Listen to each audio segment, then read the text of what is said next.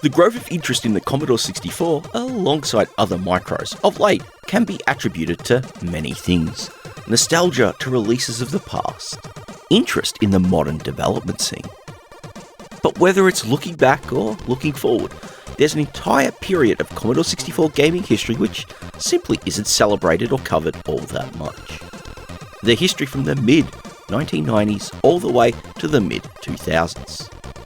Which is the topic for this video in part, one in which I'm going to dive into a bunch of releases from the 1990s and highlight a few I found interesting to play. Depending on where you're from, some of these may be more than familiar, but from my own experiences and history, it's certainly not the case. But now, on with the show. This is Beyond the Scanlines, a series focusing on interesting games on classic computing and gaming platforms. The first game I'd like to show off is X-Ample's Parsec, a game originally released on the Game On Disc magazine in Germany back in 1993. You're the leading pilot in a squadron sent out to defend your homeworld from an invading force. This, of course, requires you to battle through their fleet and collect power-ups along the way to improve your offensive firepower. Whilst you'll find this helps you out quite a bit, I really found that digging up an auto-fire capable joystick was an essential move in order to carve your way through the game. The one factor which well and truly impressed me with Parsec was its presentation. From the opening introductory sequence to the visuals and music, there's a tone to Parsec which is quite unlike that expressed by many rival shmups on the C64. It also plays out quite differently as well. The waves aren't as frenetic as you'll find in other titles, but the individual enemies within are much tougher to blast, requiring multiple hits. Though it doesn't quite have the staying power that many of the C64's classic shmups offer, what Parsec brings is a sense of style, and a challenge which should keep you engrossed. At least if only for a short while, with its 4 stages all up.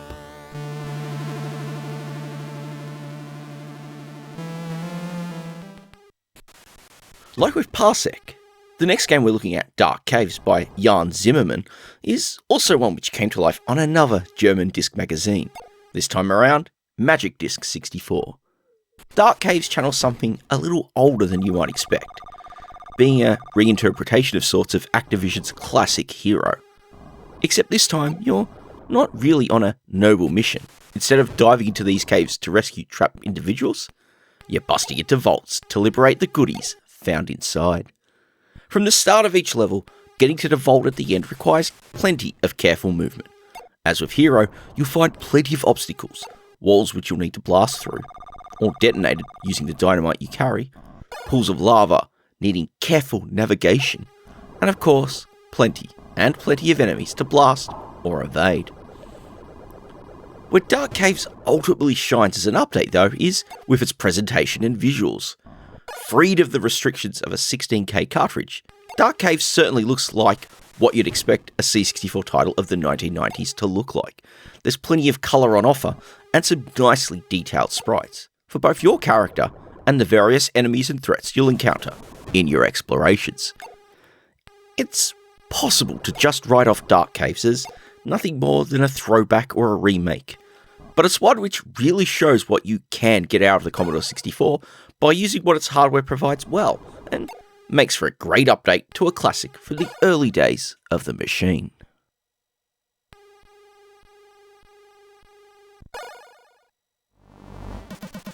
Of all the games featured in this video, Twice Effect's Amnesia is probably the most conventional of the lot.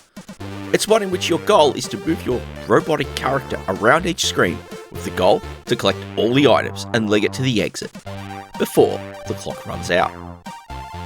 The time limit tends to be tight, but not consistently between stages, as some will offer a tighter period than others. These stages also offer many a threat in the form of a multitude of enemies moving about in unique patterns. Contact with them will drain your energy, and whilst you have a plentiful supply, you'll want to avoid contact, especially on the levels where you'll find getting around some of them doesn't offer much room for error. There are also plenty of pickups to find as well, with effects ranging from increasing the time available, to temporarily pausing enemies, and plenty of other effects. There's a certain compulsion to the mechanics here.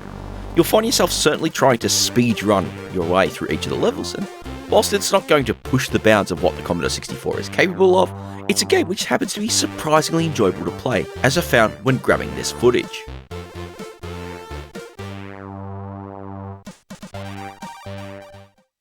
If it's one trend you might not have expected to reach the Commodore 64, it's that of the first-person shooter. Sure, we've had first-person role-playing games, and we've had first-person freescape adventures, but more traditional first-person shooters haven't really gone down well, with many in development left abandoned for various reasons. But in 1996, Hungarian developers 576 Byte released Boom, which does a pretty nice job of bringing an FPS-style experience to the C64. Whilst it doesn't offer the smooth movement and chunky visuals of, say, Mood, the pacing is certainly there, which is quite a benefit. Your goal is to fight your way through 50 levels of carnage. Much like early PC shooters, it's really all about exploring a level to find the exit. Along with that, you've got 3 weapons to find, along with ammo and health pickups, plus keys, which you'll need to open gates encountered along the way. Then, of course, there are the enemies. Whilst you'll not be overwhelmed by their numbers, they could certainly be a challenge, especially as you really need to conserve your ammo. The keyboard controls do a great job of letting you handle both character movement, your rotations, along with strafing, but also give you control of where you aim in a manner which is far more convenient than how you see it done in the freescape games. If anything, Boom is iconic of the kinds of games which appeared during the late 1990s. Attempts at doing something quite unique, which work for the most part. Though not officially released in English, thankfully the Cracking Seat has put out versions which are translated, letting everyone have a chance at trying this one out and understanding what is happening.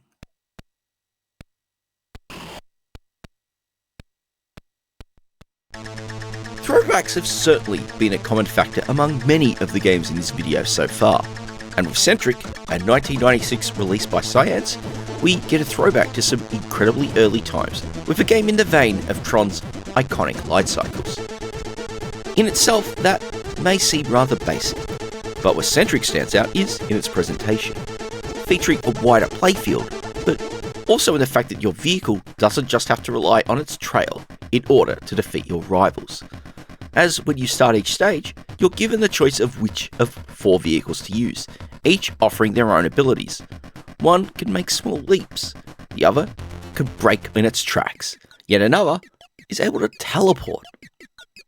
These abilities are really simple mechanics to add to the game, but combined with some of the levels you'll face, it really makes Centric an intense experience to play.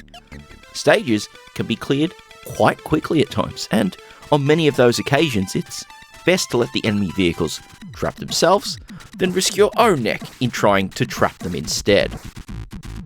Later stages do offer challenges in their layout, challenges which require some seriously precise vehicle control to negotiate safely, and that's really where you get to see Centric at its most challenging, which if anything is absolutely spot on for this style of game, where it's about the fast-paced reactions and thinking on your feet to get through each stage. Combined with its stylish presentation, Centric is an experience which truly feels like something that feels arcade quality. Well, at least by standards of the golden age of the arcades, and not of those from 1996.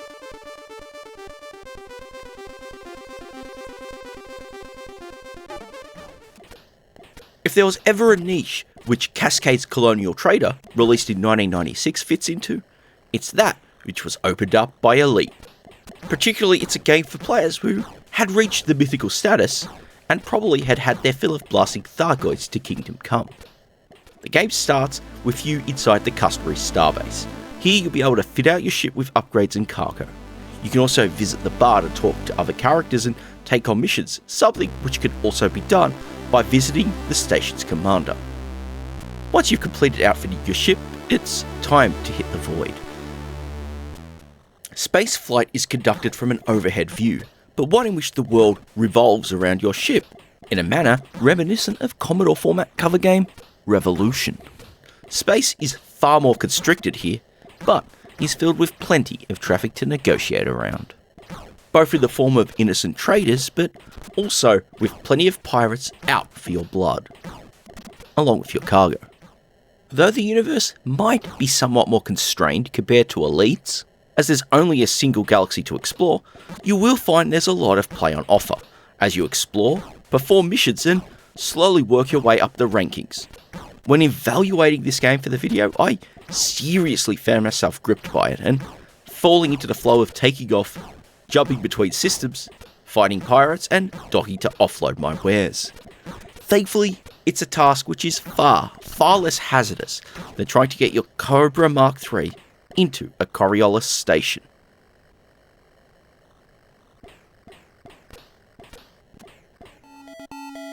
Like Dark Caves, which I featured earlier, Burger Time 97 serves as a throwback, but this time to arcade classic Burger Time, one of a number of arcade machines which never officially received a Commodore 64 conversion back in the day.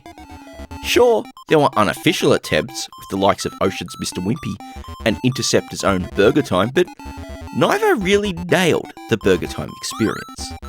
But with Burger Time 97, Megastyle followed through where everyone else had failed. As in the arcade original, your task is to serve the burgers in each stage in what is possibly the most unhygienic way possible, walking over them and pushing them down the stack, whilst while avoiding the rogue condiments who roam the stage aiming to trip you up. These can be stunned, temporarily at least, with a dose of pepper, though you've only got a limited supply, which can be replenished from the pickups which occasionally appear. Like any arcade conversion, it's really about the controls here, which are incredibly tight and precise. The cartoony charm of the arcade game's visuals are brought over nicely, showing that, in the right hands, the Commodore 64's capabilities are more than capable of delivering the golden age of arcades and bringing them home for you to play.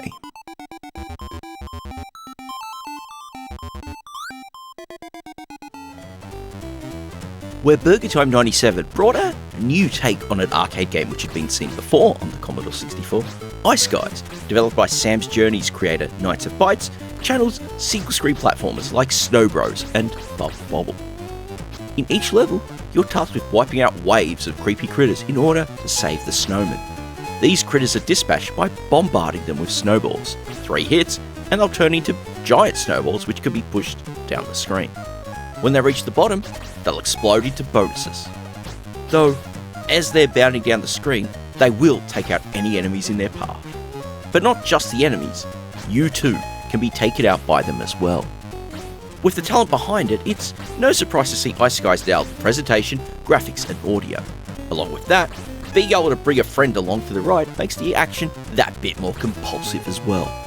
One great thing about Ice Guys is that for a game of this era, it's still in circulation, with Protovision making it available for download for $2 US via their page on itch.io. It's great to see this and other titles from the era still available for folk to buy and check out.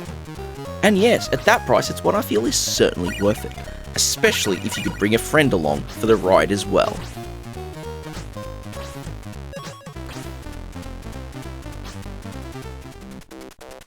Keeping on the Protovision train, we've got Strokewell, another release published by them in 1997. In this one, you're Mr. Universum, an intergalactic superhero who's helped keep the galaxy at peace. But like many a hero, he's made many enemies, and one of them has done a heinous thing, unleashing a device which has taken away his muscles. Seriously. From that unique opening, you get a single-screen platform game in which your goal is to bash your way through all of the enemies and get to the exit of each screen. Along the way, you'll need to do it and be quick. There's a timer which slowly counts down, and if it expires, you'll lose one of your lives. It's a frantic little game, made all the more apparent from the smaller characters of both the now weakened Mr. Universum, as well as the enemies he'll need to battle. The levels offer some tricky challenges, especially as you scramble around the map, either leaping over gaps or using the hang wires to move to other areas. In many ways, it's one which feels a throwback to titles like Lode Runner or Jumpman, but the focus on combat over collecting goodies certainly makes it stand out, especially for games of this era. Like with Ice Guys, Protovision have also got this one available to buy in a digital format, and so it's one that's really worth checking out as well. It's very frantic, very fast, and really quite compelling in its own way.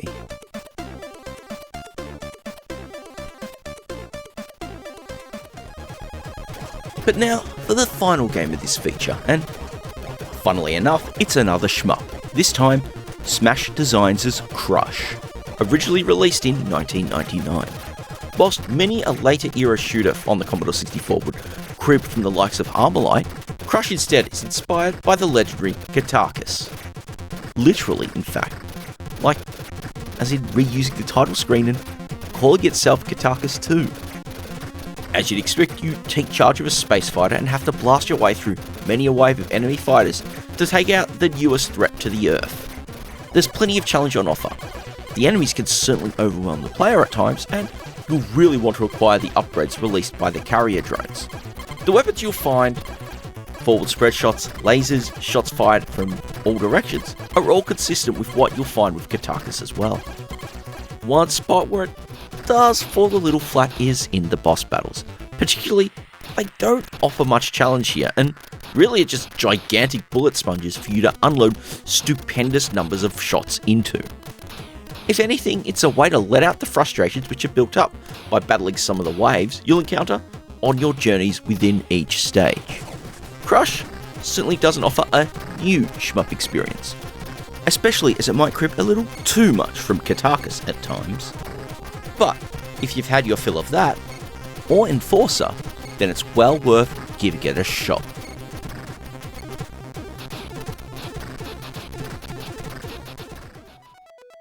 If anything, this pack of games is but a slice of some of what was developed during the Commodore 64 for the mid to late 1990s. I know what you're thinking. Why isn't Title X present? Well, for some, I'm sure they're titles which haven't really crossed my path. Or they're ones that I never really clicked with and haven't given them a fair play. For others, it's a case of availability, as though I have covered some which were from the Protovision archives, there are others which have had a bit more noise about them, or have had recent reissues which are worth celebrating. Metal Warrior is quite a good example of that. That being said, of course, if there is a favourite that you have which I haven't covered, why not drop it below in the comments? There might be room for a look at some more at some stage, or another part looking at releases of the 2000s sometime in the future as well. For now though, it is time to bring this one to a close. If you've enjoyed the video, why not hit that thumbs up and perhaps let your friends know. Word of mouth is truly ever so helpful, especially, and is appreciated in introducing the channel to more viewers who might appreciate with what I'm doing here. If you are in the mood for more relaxed explorations of titles, new and old for classic platforms, then if you haven't already, consider subscribing to the channel, along with hitting the bell of course. And you can let the videos make their way into your subscription feed as I release them. A shout out as always goes to the folks supporting the show on Patreon. Their support helps make this all possible, and if you want to join them, do check the links below so you can join in on the little community going on there. Finally, and most importantly, thank you all for taking another voyage beyond the Scanlines.